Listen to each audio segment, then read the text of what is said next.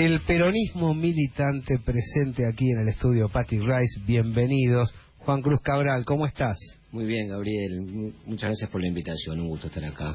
Bienvenido a la gráfica y que no sea la última vez. Bueno. Lo mismo digo para Héctor Gallego Fernández. ¿Cómo andás, Gallego? Muy bien, Gabriel. Muchas gracias por la invitación. Un gusto que estén aquí para hablar libremente. Bueno, primero y fundamental, a ver, bases de diagnóstico de este primer año de gestión macrista. ¿Cuáles son los elementos que están viendo que les interesaría situar ante el público y decir, préstenle atención a esto, creemos que la mano viene por acá? Podríamos decir que este es un gobierno que llegó mintiendo, engañando, y entonces tiene pies de barro. Más allá de los desencuentros políticos históricos de la nación, de los dos grandes proyectos históricos que están en pugna desde hace 200 años o más de 200 años, en este caso lo que ha sucedido es que una gran porción de los argentinos fue engañada con vileza, diría yo, por motivos varios, pero lo más importante tener en cuenta es eso, que mucha gente fue engañada y entonces a poco andar del gobierno, más allá de un romance inicial que resulta ser ya tradicional para todos los gobiernos, a poco andar del gobierno empezó a verse lo que en realidad podía adivinarse, pero que un sistema muy afinado de medios y de propaganda había logrado ocultar. O sea que de algún modo te iba a preguntar algo de esa naturaleza. ¿Por qué engañados si con Martínez de Oz y con Cavallo hemos vivido situaciones semejantes?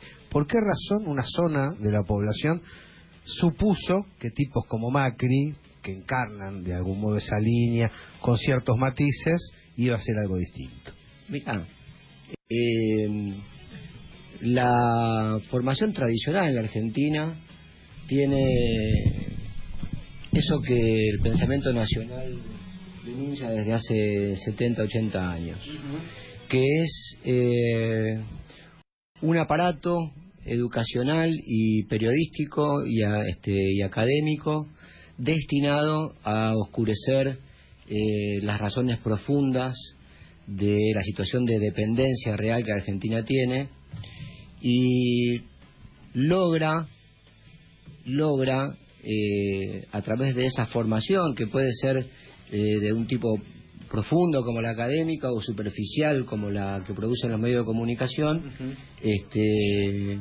logra digamos instalar en la población una serie de convicciones, algunas de las cuales Jauretche denunció como sonceras o explicitó como sonceras, que han hecho mella en la población argentina, y que todo el tiempo uno necesita estar recordando, increíblemente, pero es así, porque todo el tiempo el aparato libra su batalla cultural. Nosotros hablamos siempre de la batalla cultural, pero el liberalismo, pero sobre todo el liberalismo es una forma. Los personeros de la dependencia, las clases que están en condiciones de aliarse con los grandes poderes extranjeros, mundiales, como los queramos llamar, trabajan permanentemente y no dejan de hacer su batalla cultural y de explicarnos entonces algo tan sencillo de refutar, como que, por ejemplo, un sistema de mayores libertades económicas sería beneficioso para Argentina, cuando en realidad muy rápidamente uno puede descubrir, primero, que ninguna nación grande se hizo a base de libertades económicas, sino en todos los casos a base de una fuerte intervención pública sobre asuntos económicos, y además en los países como el nuestro, mientras hay libertad de orden económico, necesariamente lo que hay es debilidad en el plano internacional, y debilidad para establecer los propios rumbos, el propio proyecto. Es interesante eso, porque yo reflexionaba hoy a raíz de un ejemplo sencillo. vinculado con ese sector del comercio y la industria, ligado al mercado interno y que tiende a suicidarse o a poner en dificultades su propio desarrollo. Vos sabés que, por ejemplo, la firma papelera que intenta evitar y que ya no puede evitar la importación de cuadernos y de libros, se llama Rivadavia. Claro. Y la ropa deportiva que compite contra las empresas internacionales se llama Mitre.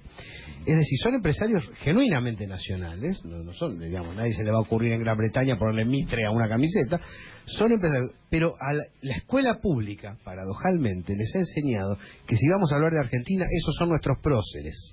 Entonces, el tipo que está invirtiendo en el país y generando trabajo en el país, pone esos nombres. Eso no es malo en sí mismo, pero evidencia que a la hora de receptar la propaganda y la recibe con cierta pasión, porque cree que esos son efectivamente nuestros próceres.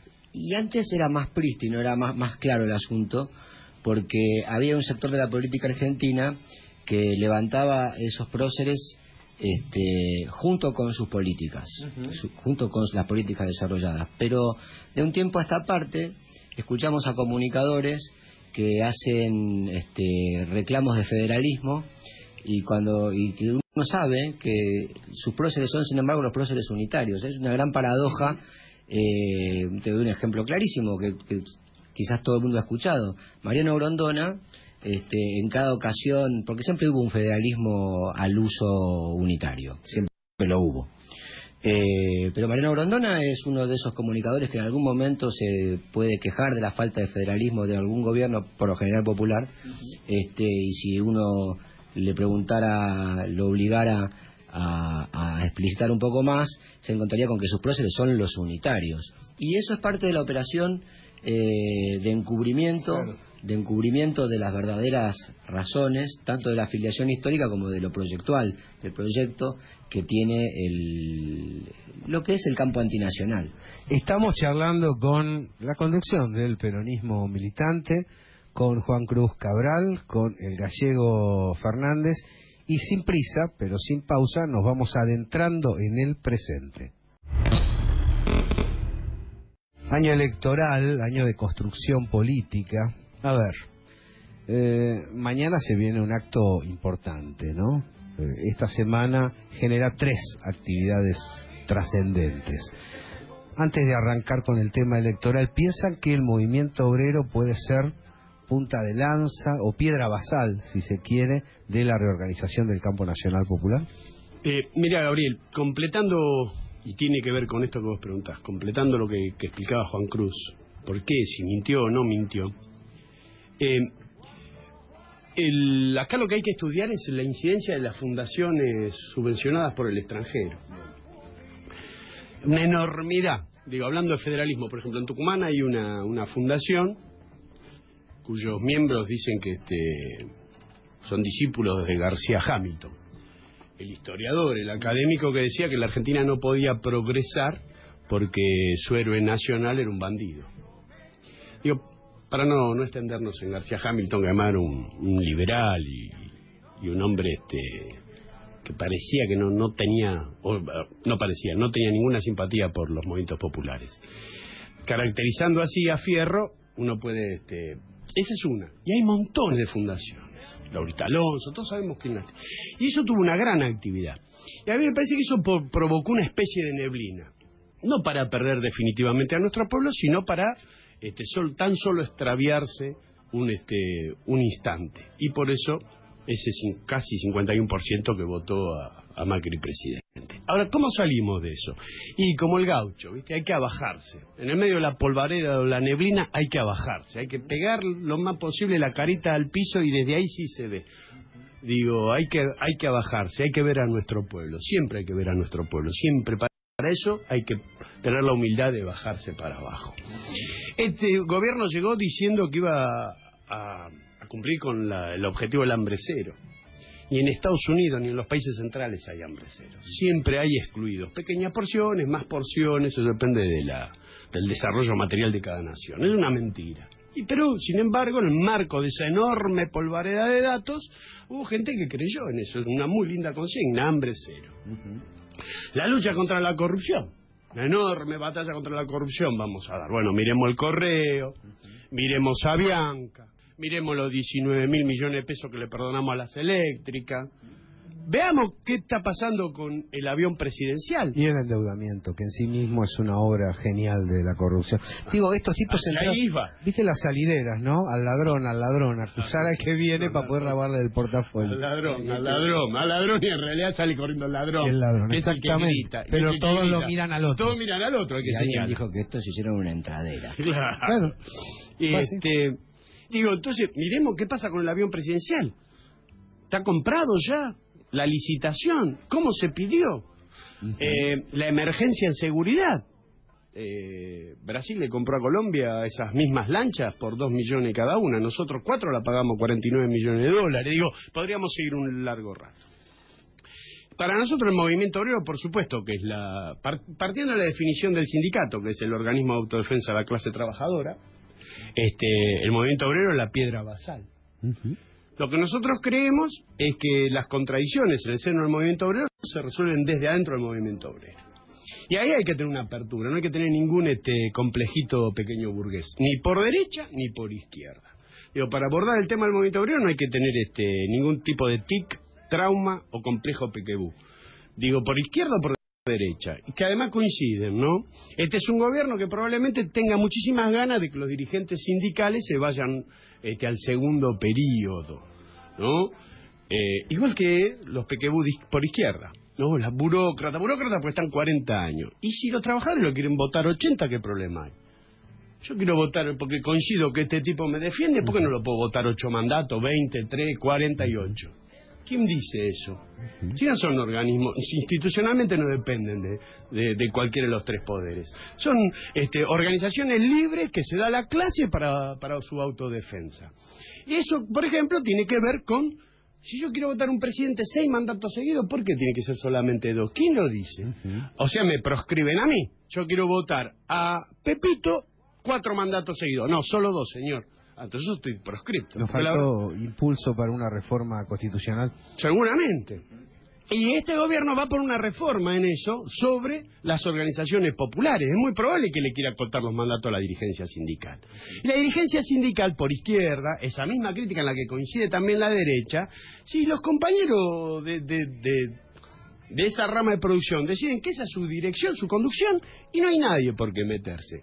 Ahora, abordando esto, nosotros también creemos que hay contradicciones que se deben resolver en el seno mismo del movimiento obrero, y lo hacen los trabajadores. Y ahí hay un laberinto.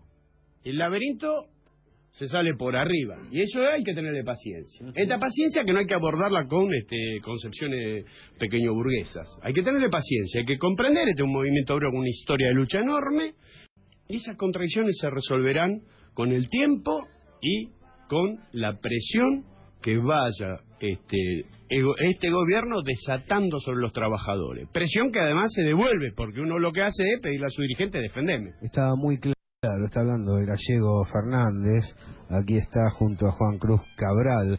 Van llegando los saludos y los mensajes, pero antes vamos a transitar hacia lo político entonces. A ver, la situación que se vive en lo político, ayer no sé si lo vieron, lo deben haber visto Aníbal Fernández, ¿no? Sí. Nosotros reivindicamos fútbol para todos, creemos que es injustamente acusado, creemos que en general es injustamente acusado. Ahora, en el medio de todo dijo basura para Julián Domínguez. Tampoco estamos con Julián, pero creo que hay una subida de tono en la interna del campo nacional muy fuerte, porque hemos escuchado voces que hablan de traidores para algunos que no dan quórum, para otros que votan por los fondos buitre. Tal vez no sea lo mismo no dar quórum que votar por los fondos buitre. Para otros que dicen, che, tenemos que reunirnos con el Frente Renovador. Y para otros que se fueron al Frente Renovador. Y seguramente no es lo mismo charlar con un miembro del Frente Renovador que irse al Frente. Me da la sensación que livianamente estamos sacrificándonos mutuamente en el seno del campo nacional y diciéndonos cosas muy fuertes a priori, abriendo zanjas. ¿Cómo ven ustedes el camino de unidad política, aclarado el tema del movimiento obrero, en el movimiento nacional? Mirá, Así como yo te decía que puede haber compañeros del movimiento obrero organizado, compañeros dirigentes que están en un laberinto, que deben salir y resolver, creo que el movimiento nacional también se encuentra en un laberinto. Y lo que hay que definir es si, para resignificar el mito griego, si uno quiere ser, creo que es Teseo, el que enfrenta al Minotauro, si uno quiere ser Teseo o simplemente ser un espectador de cómo se le llevan sacrificialmente 7 jóvenes mujeres y 7 jóvenes varones para que la bestia, el Minotauro, los devore. En este caso el Minotauro sería el neoliberalismo. Y lo que acá tiene que definir el movimiento nacional es si uno quiere ser el héroe que lo enfrente, un espectador de cómo la bestia se devora jóvenes, que en este caso serían trabajadores, nuestro pueblo, sectores medios, pymes, o ser el guardia que le lleva a esas víctimas.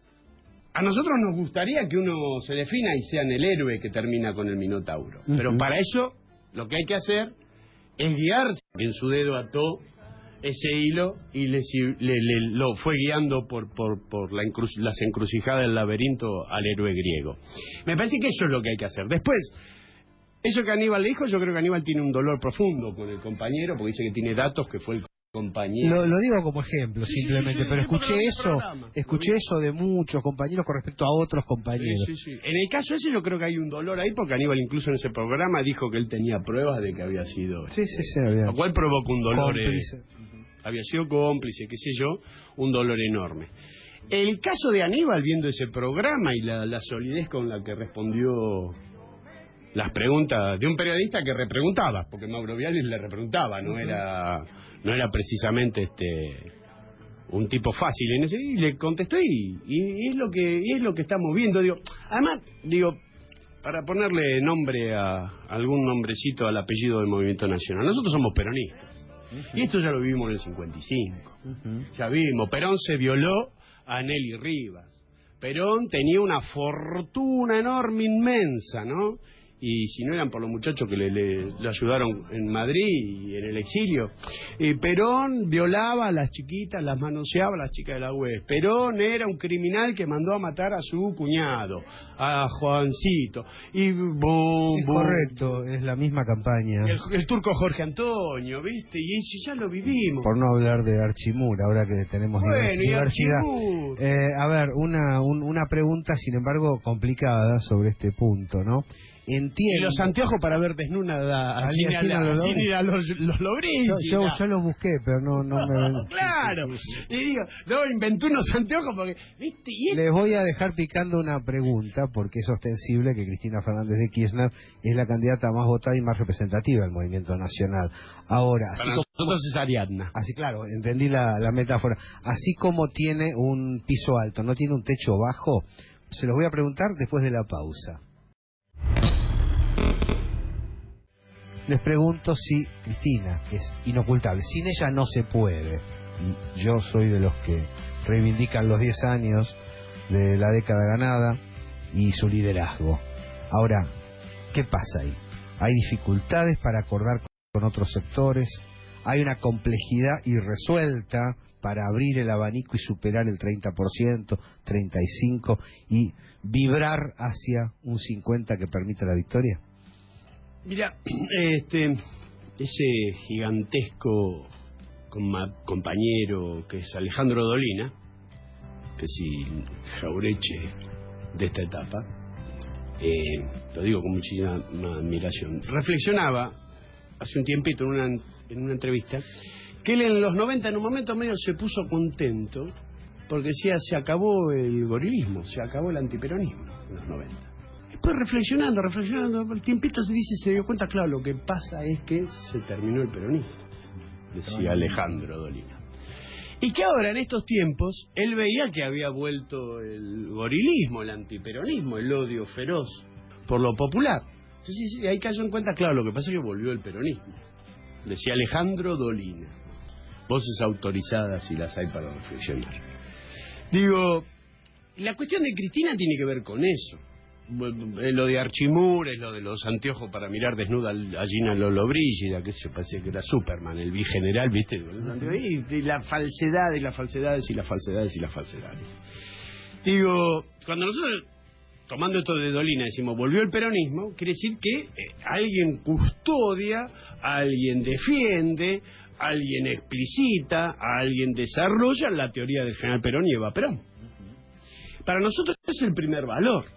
Ahora, digo, ganar a cualquier costo, me parece que eso entraña un peligro, porque... ¿Y la doctrina?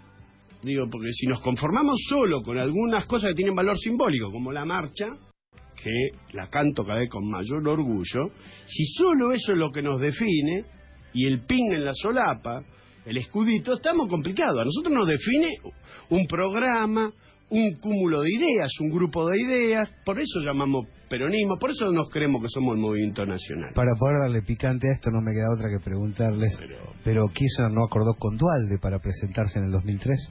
Sí, claro, por supuesto. Y Eduardo Duhalde, la verdad que hizo una gran tarea sacando a la Argentina de un enorme incendio. Ahora, nada es estático, la realidad no es una foto. La realidad avanza, uno puede ser un gran compañero hoy, mañana una enorme caradura, y puede ser un caradura en el pasado, o un tipo errado políticamente, y después corregirse. Digo, eso está suelto. Digo, no, la realidad no la podemos definir con fotos, porque la política es dinámica.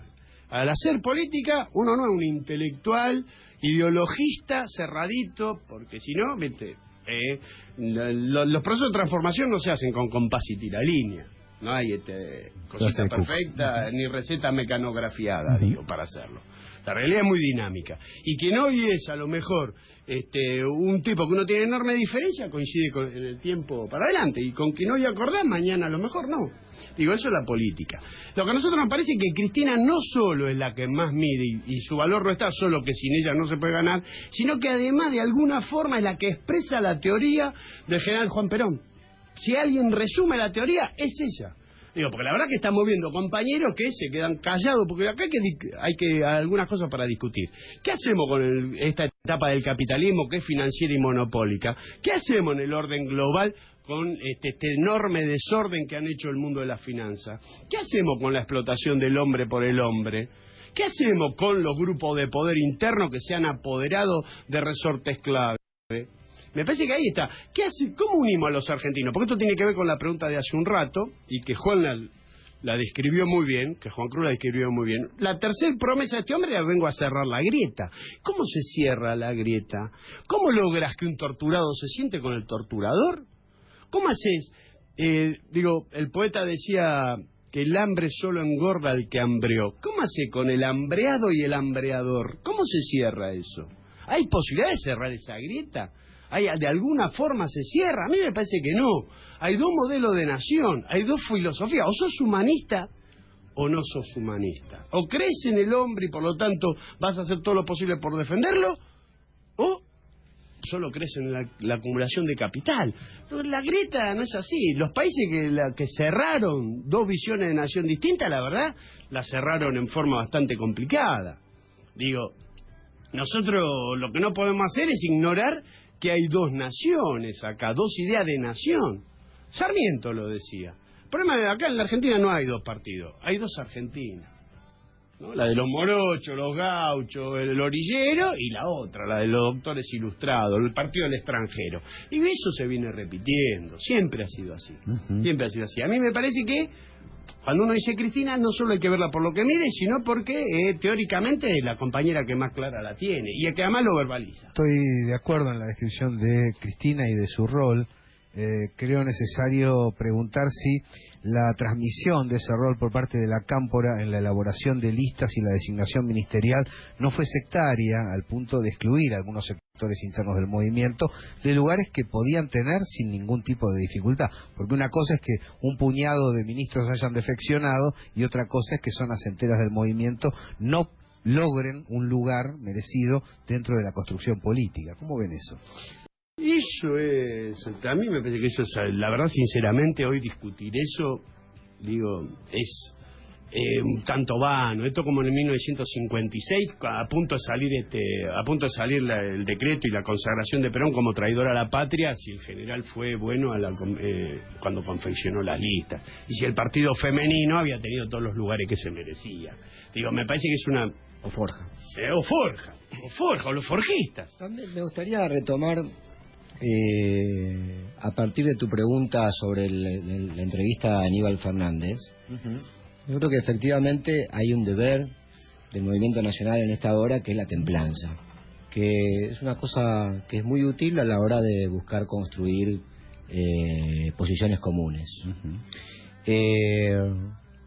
Y a veces pecamos de librepensadores en el sentido de ciertas inorganicidades al producir críticas fuera del ámbito y fuera de la oportunidad. Me parece que la crítica, el pensamiento crítico, se expresa necesariamente en el ámbito adecuado y en la oportunidad adecuada. Es decir, allí donde puede realizarse sin que la crítica haga mella a la propia fuerza, y en el momento, a su vez, en el que sea útil esa crítica, ni antes ni después.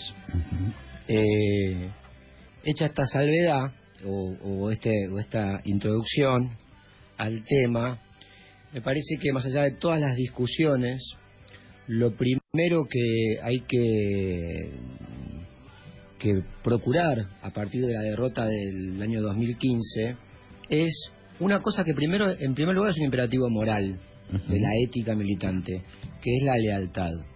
La lealtad, en primer lugar a Cristina, en tanto ella encarnó un proyecto de recuperación del lugar histórico del peronismo. Y eso nos obliga a defenderla a ella en lo personal y, por supuesto, a defender la tarea de gobierno que ella emprendió. Es un aspecto, si querés, ético pero no es el único. Además creo que hay razones de cálculo. Vos hablabas del piso y el techo.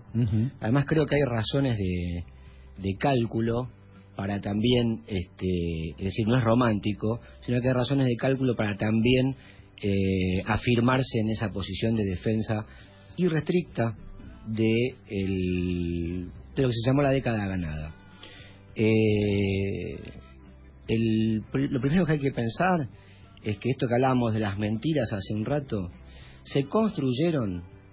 todas las mentiras en torno al proyecto nacional se construyeron no para ganar una elección, sino para poder hacer, una vez ganada la elección, esto que se está haciendo, que es la entrega sistemática de todos los resortes del poder nacional, tanto económicos como políticos.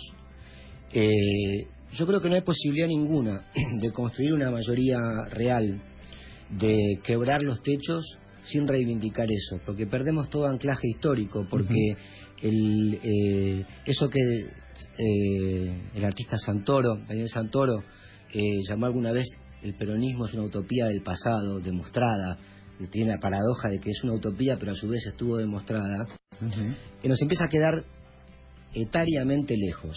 Sí, no, además compiten, felizmente compiten las dos décadas. Claro. Se puede opinar cuál es mejor y las dos dan bien. Claro, exactamente. Es correcta la definición sobre la defensa de un ciclo que está siendo bombardeado injustamente por temas absolutamente menores y muchos de ellos inventados, como bien están señalando, para no valorar el eje que es el desarrollo de la industria nacional, el proceso de justicia social ampliado, los derechos cívicos integrados. Creo que por ahí viene la cosa. Ahora, pero ¿cómo lograr? ¿Cuáles son los pasos que ustedes se imaginan para lograr que esto retorne? ¿Cuáles son los pasos que el peronismo militante propone a la militancia para decir, bueno, como venimos de un ciclo tan interesante, tan atractivo, nosotros queremos que esto vaya para adelante? En estos actos, por supuesto, participan de la movilización, como ya lo anticiparon, en las elecciones de octubre y luego en las presidenciales. ¿Cuáles serían los ejes de construcción que ustedes ven, que ustedes le sugieren a la militancia? Me parece que lo primero es la articulación del movimiento nacional. Yo creo que el kirchnerismo, la etapa kirchnerista, surgió, se encaramó al gobierno tras un periodo de devastación completa del movimiento nacional, en gran debilidad. Y eso nos obligó, produjo dos fenómenos, entre otras cosas. Uno es que las organizaciones políticas se miraron mucho hacia adentro. Nos miramos mucho hacia adentro porque hay que construir lo que ya no había. O sea, tiene su razón de ser. Sí. No es para autoflagelarnos, pero Lo cierto es que eso, Sí, sí. en muchos casos... Ahí se rompió un puente en los 90, ¿eh? Claro, se rompió un puente, se rompió fue la muy cadena del difícil. conocimiento, todas las cosas. Hay toda una generación que el peronismo no lo siente como lo sentimos nosotros, ni Sí. como lo sienten los pibes nuevos. Hay una generación en el medio que, Exacto. lógicamente, se sintió defraudada por el peronismo. Sí, sí, y sin embargo yo te diría que como por suerte hubo una generación subsiguiente que ingresó a la política y fue enamorándose del peronismo, porque vinieran de donde vinieran... Sí, sí, Kirchner abrió las puertas Kirchner a abrió la las puertas militancia. al peronismo y Cristina es peronista, y vos le ves el Facebook o el Twitter y dice militante peronista, expresidente de la Nación. Sin duda. A mí me parece que primero es articular el movimiento nacional, seguir conociéndonos durante el gobierno durante los gobiernos de Néstor y Cristina. Uno de los problemas es que la conducción estaba en vanguardia, iba más allá de lo que algunos imaginábamos posible, según algunos momentos. Pero además Fue me más parece que de lejos, articular fue tenemos más que lejos. empezar a buscar. Muchas veces decimos, por ejemplo, se habla de la unidad con programa, ¿no? Ujú. Que está muy bien, y es una cosa que articula un programa. Pero también es cierto que programa había en el 89, Revolución Productiva y Salariazo, y entonces el programa no es la garantía final. Ujú. La política activa día a día define el Exactamente. rumbo. Ujú. Y yo te diría que si buscando el hilo de Ariadna o ese laberinto de Salta por arriba, para mí lo primero que hay que mirar en cuanto a qué vamos a articular, qué es lo que vamos a articular, las partes de qué, y para mí son las partes que estén dispuestas al tercerismo. Yo creo que si la política es la política internacional, lo sabemos de memoria, entonces el que no hace tercerismo no está en el proyecto nacional. Sí, sí, no solo por un precepto, sino porque la multilateralidad llegó para quedarse Exactamente, acá. y esta es la época. El Podríamos tercerismo decir que puede estar aquellos que replanteado. crecieron, Irán, China y Rusia, han adoptado el Claro, me peronismo, parece que tercerismo- han adoptado la comunidad organizada como forma de Sí, gobierno, sí. salieron de la cerrazón unipartidaria y abrieron el juego político interno de la sociedad para integrar segmentos que otrora no estaban dentro del partido. Claro, sí, y hasta hay un predicador universal Que es nuestro, además. que es nuestro, que no en vano proviene de las entrañas del peronismo, que es el Papa Francisco. Me parece que esa es la guía para, más allá de aquel compañero, el otro, vos decías masa, el masismo, creo que hay que distinguir claramente a los digamos a las proas, a los mascarones de proa, de los que están en el barco. Claro, porque el interrogante es cómo recuperar ese voto bonaerense que se fue con Massa, no a Massa, que no es necesario recuperarlo de nada, ¿no? Pero sí determinadas adhesiones que fugaron en esa dirección e impidieron una victoria. Sí, pero también, vos sabés que yo creo que esa batalla cultural que nos dan, así como nosotros también intentamos darla con menores medios, pero con mucha más tradición, y creo que con mayor cantidad de gente con conciencia de sí, de dónde está parada, también es cierto que eso hizo mella en amplios sectores, y el mediopelismo y hasta el gorilismo en algunos casos, liso y llano, ganó a amplios sectores de la población que yo insisto creo que no son mayoritarios y que inclusive son pasibles de ser vueltos al redil del campo nacional popular. Pero que hay que pensar que hay políticos dispuestos a trabajar con eso como un nicho electoral, y que entonces agudizan sus declaraciones de corte netamente gorila para quedarse con ese nicho electoral. Y que Sí, eso, la presencia de Stolbizer es significativa. por ejemplo, Además nos hace mucho bien, para decirlo. Sí. Francamente, porque sincera posiciones. claro, totalmente, totalmente. Pero también hay actores que han pululado por los intersticios del movimiento nacional o por lugares inclusive relevantes. El caso de Sergio Massa creo que es paradigmático, que fue jefe de gabinete en un momento, es cierto, puesto en un momento de debilidad del gobierno, y que se fue a partir de la decisión patriótica de retomar los fondos de jubilación y pensiones, pero que trabaja claramente en un sentido que es tan opuesto al tercerismo es decir, el tercerismo entendido como una política soberana definida desde el propio interés nacional, exterior, una política exterior soberana, que se atreve a un 24 de marzo, que es el día que podría ser nosotros conmemoramos el inicio de la noche de la dictadura, pero que seguramente los que hoy gobiernan podrían celebrar el momento en el que se hicieron del poder político, aparte del poder fáctico, como ahora. Un 24 de marzo, Sergio Massa eligió estar en el Departamento de Estado, mientras muchos marchábamos para recordar esa fecha nefasta. Y eso es algo con lo que no se puede transigir porque no tiene sentido, básicamente. Sergio Massa. Ahora, es cierto, como decís, que eso ha llevado, aspiró sectores que en esa neblina que el gallego hablaba, podían interpretar que ahí había una forma posible de expresión del peronismo. Una forma posible de expresión del peronismo. Y creo que la tarea nuestra es debatir hasta el punto de mostrar que eso, lisa y llanamente, no es peronismo. Juan Cruz Cabral, el gallego Fernández, peronismo militante, aquí en La Señal. Digan lo que no dijeron hasta ahora, lo que no les pregunté, lo que les quedó en el tintero antes de despedirse. Una cosa muy cortita y electoralera. Mencionaste el 50% que hay que obtener. Yo te diría, en primer lugar, nosotros tenemos una larga tarea, una tarea de largo aliento, que es que en el interior de nuestro pueblo se salde el proyecto nacional, que requiere mucho más que un 50% ganado para un proyecto nacional y popular. Eso es una tarea. Pero bueno, ahí evidentemente, ante la alternativa de un balotaje, uno tiene que saber que están en condiciones de construir ese 50% más uno. Pero también es cierto que en la Argentina la elección presidencial se gana con el 40% y una diferencia de 10 puntos. Sí.